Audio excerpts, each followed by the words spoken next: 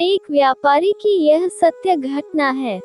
जब मृत्यु का समय सन्निकट आया तो पिता ने अपने एकमात्र पुत्र धनपाल को बुलाकर कहा कि बेटा, मेरे पास धन संपत्ति नहीं है कि मैं तुम्हें विरासत में दूं, पर मैंने जीवन भर सच्चाई और प्रामाणिकता से काम किया है, तो मैं तुम्हें आशीर्वाद देता हूँ कि तुम जीवन में बहुत सुखी रहोगे और धूल को भी हाथ लगाओगे तो वह सोना बन जाएगी। बेटे ने सिर झुकाकर पिताजी के पैर छुए। पिता ने सिर पर हाथ रखकर आशीर्वाद दिया और संतोष से अपने प्राण त्याग कर दिए। अब घर का खर्च बेटे धनपाल को संभालना था। उसने एक छोटी सी ठेला गाड़ी पर अपना व्यापार शुरू किया। धीरे धीरे व्यापार बढ़ने लगा। एक छोटी सी दुकान ले ली। व्यापार और बढ़ा। अब नगर के संपन्न लोगों में उसकी गिनती होने लगी। उसको विश्वास था कि यह सब मेरे पिता के आशीर्वाद का ही फल है, क्योंकि उन्होंने जीवन में दुख उठाया पर कभी धैर्य नहीं छोड़ा, श्रद्धा नहीं छोड़ी, प्रामाणिकता नहीं छोड़ी। इसलिए उनकी वाणी में बल था और उनके आशीर्वाद फलीभूत हुए और मैं सुखी हुआ। उसके मुंह से बार बार यह बात निकलती थी। एक दिन एक मित्र ने पूछा, तुम्हारे पिता में इतना बल था तो वह स्वयं संपन्न क्यों नहीं हुए, सुखी क्यों नहीं हुए? धर्मपाल ने कहा, मैं पिता की ताकत की बात नहीं कर रहा हूँ, मैं उनके आशीर्वाद की ताकत की बात कर रहा हूँ। इस प्रकार वह बार बार अपने पिता के आशीर्वाद की बात करता, तो लोगों ने उसका नाम ही रख दिया बाप का आशीर्वाद। धर्मपाल को इससे बुरा नहीं लगता। वो कहता कि मैं अपने पिता के आशीर्वाद के काबिल निकलूं, यही चाहता हूँ। ऐसा करते हुए कई साल बीत गए। वो विदेशों में व्यापार करने लगा। जहाँ भी व्यापार करता उससे बहुत लाभ होता।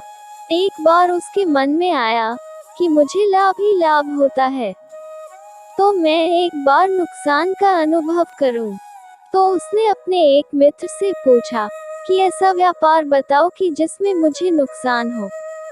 मित्र को लगा कि इसको अपनी सफलता का और पैसों का घमंड आ गया है। इसका घमंड दूर करने के लिए इसको ऐसा धंधा बताऊं कि इसको नुकसान ही नुकसान हो।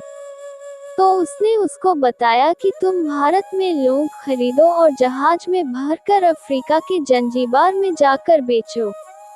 धर्मपाल को यह बात ठीक लगी। जंजीबार तो लौंग का देश है। वहाँ से लोग भारत में लाते हैं और यहाँ 10-12 गुना भाव पर बेचते हैं। भारत में खरीद करके जंजीबार में बेचे तो साफ नुकसान सामने दिख रहा है। परंतु धर्मपाल ने तय किया कि मैं भारत में लौंग खरीदकर जंजीबार खुद लेकर जाऊंगा। देखूं कि पिता के आशीर्वाद कितना साथ देते हैं। नुकसान का अनुभव लेने के लिए उसने भारत में लौंग खरीदे और जहाज में भरकर खुद उनके साथ जंजीबार द्वीप पहुंचा। जंजीबार में सुल्तान का राज्य था। धर्मपाल जहाज से उतरकर के और लंबे रेतीले रास्ते पर जा रहा था। वहां के व्यापारियों से मिलने को उसे सामने से सुल्तान जैसा व्यक्ति पैदल सिपाहियों के साथ आता हुआ दिखाई दिया। उसने किसी से पूछा कि यह कौन है? उन्होंने कहा, यह सुल्तान है। सुल्तान ने उसको सामने देखकर उसका परिचय पूछा। उसने कहा, मैं भारत के गुजरात के खंभात का व्यापारी हूँ और यहाँ पर व्यापार करने आया हूँ। सुल्तान ने उसको व्यापारी समझकर उसका आदर किया और उससे बात करने लगे। धर्मपाल ने देखा कि सुल्तान के साथ सैकड़ों सिपाही हैं, परंतु उनके हाथ में तलवार, बंदूक आदि कुछ भी न होकर बड़ी बड़ी छलनियां हैं। उसको आश्चर्य हुआ।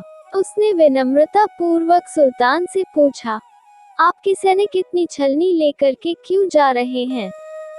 सुल्तान ने हंसकर कहा, बात यह है कि आज सवेरे मैं समुद्र तट पर घूमने आया था, तब मेरी उंगली में से एक अंगूठी यहाँ कहीं निकल कर गिर गई।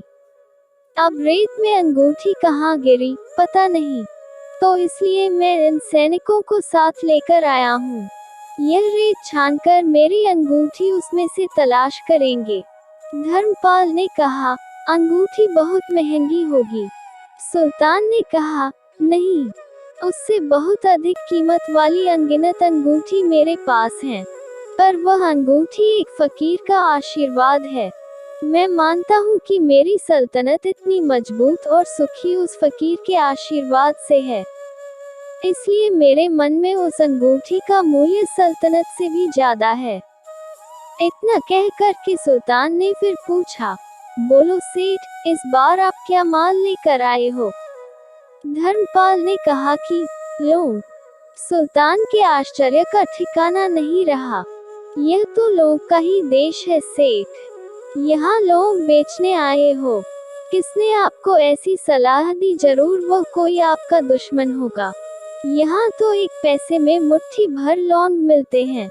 यहाँ लौंग को कौन खरीदेगा? और तुम क्या कमाओगे?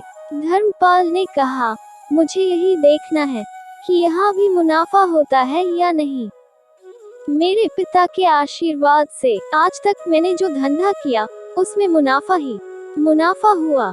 तो अब मैं देखना चाहता हूँ कि उनके आशीर्वाद यहाँ भी फलते हैं या नहीं। सुल्तान ने पूछा, पिता के आशीर्वाद, इसका क्या मतलब? धर्मपाल ने कहा, मेरे पिता सारे जीवन ईमानदारी और प्रामाणिकता से काम करते रहे, परंतु धन नहीं कमा सके। उन्होंने मरते समय मुझे भगवान का नाम लेकर मेरे सिर पर हाथ रखकर आशीर्वाद दिए थे कि तेरे हाथ में धूल भी सोना बन जाएगी। ऐसा बोलते बोलते धर्मपाल नीचे झुका और जमीन की रेत से एक मुट्ठी भरी और सम्राट सुल्तान के सामने मुट्ठी खोलकर उंगलियों के बीच में से रेत नीचे गिराई तो धर्मपाल और सुल्तान दोनों का आश्चर्य का पार नहीं रहा। उसके हाथ में एक हीरे जड़ित अंगूठी थी। यह वही सुल्तान की गुमी हुई अंगूठी थी। अंगूठी देखकर सुल्तान बहुत प्रसन्न हो गया। बोला, वाह खुदा, आपकी करामात का पार नहीं। आप पिता के आशीर्वाद को सच्चा करते हो। धर्मपाल ने कहा, फकीर के आशीर्वाद को भी वही परमात्मा सच्चा करता है। सुल्तान और खुश हुआ। धर्मपाल को गले लगाया और कहा, मांग सेठ, आज तू जो मांगेगा मैं दूंगा। धर्मपाल ने कहा, आप 100 वर्ष तक जीवित रहो और प्रजा का अच्छी तरह से पालन करो। प्रजा सुखी रहे, इसके अलावा मुझे कुछ नहीं चाहिए। सुल्तान और अधिक प्रसन्न हो गया। उसने कहा, सेठ, तुम्हारा सारा माल मैं आज खरीदता हूँ और तुम्हारी मुंह मांगी कीमत दूंगा। इस कहानी से शिक्षा मिलती है कि पिता के आशीर्वाद हो तो दुनिया की कोई ताकत कहीं भी तुम्हें पराजित नहीं होने देगी। पिता और माता की सेवा का फल निश्चित रूप से मिलता है। आशीर्वाद जैसी और कोई संपत्ति नहीं। बालक के मन को जानने वाली माँ और भविष्य को संवारने वाले पिता, यही दुनिया के 2 महान ज्योतिषी है। अपने बुजुर्गों का सम्मान करें, यही भगवान की सबसे बड़ी सेवा है।